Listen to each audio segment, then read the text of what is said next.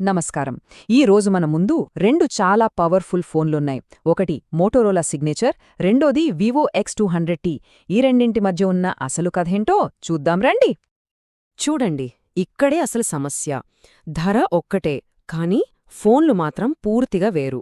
ఒక ఫోనేమో core quality ముఖ్యమంటోంది, ఇంకో phone user ఫీచర్సే king అంటోంది. మరి ఇలాంటప్పుడు మనకు ఏది కరెక్టు? ఈ కన్ఫ్యూజన్కు ఒక ఫుల్ స్టాప్ పెడదాం రండి.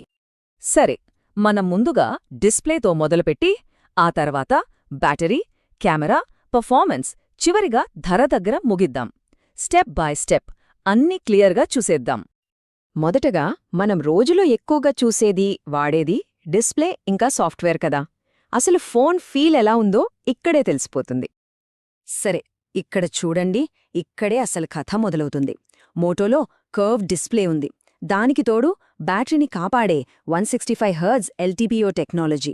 మరోవైపు వివోలో ఫ్లాట్ డిస్ప్లే 120Hz LTPS ఉన్నాయి. పేపర్ మీద చూస్తే మోటోనే బ్రైట్ 6200 నిట్స్, కాని విచిత్రంగా పక్కపక్కన పెట్టి చూసినప్పుడు వివో డిస్ప్లేనే కొంచెం ప్రకాశవంతంగా కనిపించింది. ఆశ్చర్యంగా ఉంది కదూ. ఇక సాఫ్ట్వేర్ విషయానికొస్తే ఇవి రెండూ పూర్తిగా వేర్వేరు దారులు. మోటోలో దాదాపు క్లీన్ ఆండ్రాయిడ్ ఎక్స్పీరియన్స్ దొరుకుతుంది, అది ఏకంగా 7 ఏళ్ల అప్డేట్స్తో. వివో ఏమో తన ఒరిజిన్ ఓఎస్తో బోలెడన్ని కస్టమైజేషన్స్, ఫీచర్సు ఇస్తుంది, కానీ అప్డేట్స్ 5 ఏళ్లే. సో ఇక్కడ చాయిస్ చాలా సింపుల్. ఎలాంటి యాడ్స్ లేకుండా క్లీన్ ఎక్స్పీరియన్స్ కావాలా, లేక ఫీచర్లతో నిండిన ఎక్స్పీరియన్స్ కావాలా? సరే, ఇప్పుడు బ్యాటరీ గురించి మాట్లాడుకుందాం. ఇక్కడ చాలా పెద్ద ట్విస్ట్ ఉంది. ఎందుకంటే మనకు కనిపించే నంబర్లకు అస్సలు రిజల్ట్కి సంబంధమే లేదు. పేపర్ మీద చూస్తే వివో 6200 mAh బ్యాటరీతో చాలా ముందున్నట్టు కనిపిస్తుంది. మోటరోలాలో కేవలం 5200 mAh మాత్రమే. వైడ్ ఛార్జింగ్ రెండిట్లోనూ సేమ్ 90 వాట్స్, కానీ వైర్లెస్ ఛార్జింగ్లో మోటో కాస్త బెటర్. అయితే ఇదంతా కేవలం నంబర్లే, అసలు కథ వేరే ఉంది. ఇక్కడే అస్సలు మ్యాజిక్ జరిగింది. మేము ఈ రెండు ఫోన్లని ఒక 9 గంటల పాటు విపరీతంగా వాడాం. అంటే 4K video recording, high end gaming అన్నీ చేశాం. ఫైనల్ రిజల్ట్ చూస్తే షాక్ అవ్వాల్సిందే. తక్కువ కెపాసిటీ ఉన్న మోటో బ్యాటరీ ఇంకా బతికే ఉంది, కానీ 6200 mAh ఉన్న వివో మాత్రం పూర్తిగా చనిపోయింది. దీన్నే అంటారు అస్సలైన ఆప్టిమైజేషన్. సో దీన్ని బట్టి మనకేమర్థమయ్యింది? బ్యాటరీ సైజ్ మాత్రమే కాదు, దాన్ని నడిపించే ప్రాసెసర్ కూడా చాలా ముఖ్యం. మోటోలోని స్నాప్డ్రాగన్ చిప్సెట్ బ్యాటరీని చాలా ఎఫిషియెంట్గా వాడుకుంది. వివో ఆ విషయంలో కొంచెం వెనుకబడింది. రైట్, ఇప్పుడు మనందరం ఎంతో ఆసక్తిగా ఎదురుచూసే కెమెరా సెక్షన్కి వచ్చేశాం. ఇక్కడ టెక్నికల్ పవర్కి, క్రియేటివ్ ఫీచర్లకి మధ్య పెద్ద యుద్ధమే జరుగుతుంది. ముందుగా హార్డ్వేర్ చూస్తే మోటో టాప్ క్లాస్ LYT-828 సెన్సార్తో ఇంకా 8K వీడియో రికార్డింగ్ ఆప్షన్తో క్లియర్గా ముందుంది.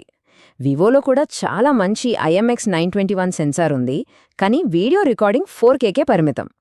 టెలిఫోటో లెన్స్లు మాత్రం రెండింటిలోనూ దాదాపుగా సమానంగానే ఉన్నాయి. అయితే వీడియో తీసే విషయంలో ఈ రెండు ఫోన్ల ఆలోచనా విధానం వేరు.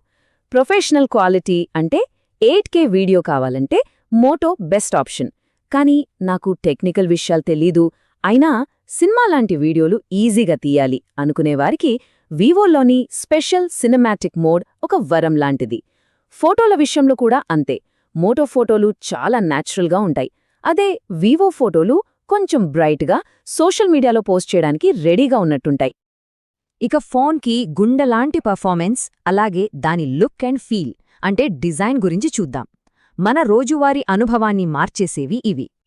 రెండు ఫోన్లలోనూ చాలా శక్తివంతమైన ప్రాసెసర్లు ఉన్నాయి. మోటోలో స్నాప్డ్రాగన్, వివోలో డైమెన్సిటీ. రెండూ కూడా లేటెస్ట్ 3 నానోమీటర్ టెక్నాలజీతో పనిచేస్తాయి. కాబట్టి పవర్ విషయంలో ఎలాంటి కంప్లైంట్స్ లేవు. కానీ వాటి పనితీరులో కొన్ని చిన్న చిన్న తేడాలున్నాయి.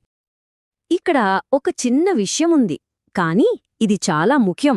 మోటరోలాలో ఉన్న USB 3.2 పోర్ట్ ఎంత ఫాస్ట్ అంటే ఒక 3GB సైజున్న ఫైల్ను కేవలం 11 సెకండ్లలో ట్రాన్స్ఫర్ చేసేసింది. కానీ అదే ఫైల్ను వివోకి పంపడానికి నిమిషం కంటే ఎక్కువ టైం పట్టింది. ఎందుకంటే వివోలో ఇప్పటికీ పాత USB 2.0 పోర్ట్నే వాడుతున్నారు. ఈ చిన్న తేడానే వివో ఎక్కడ కాంప్రమైజ్ అయిందో స్పష్టంగా చూపిస్తోంది.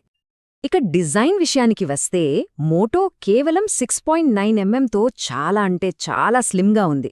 చేతిలో పట్టుకోవడానికి కూడా చాలా తేలికగా ప్రీమియంగా అనిపిస్తుంది. వివో కొంచెం మందంగా బరువుగా ఉంటుంది. సో ఇక్కడ చాయిస్ మీదే. స్లిమ్ ఫోన్ కావాలా లేక సాలిడ్ ఫీల్ కావాలా? ఇక ఫైనల్గా అందరికీ ముఖ్యమైన విషయం డబ్బు.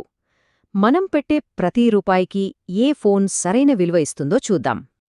బేస్ మోడల్ ధర రెండింటిలోనూ సుమారు 60,000 రూపాయలే. అందుకే ఇంత కన్ఫ్యూజన్.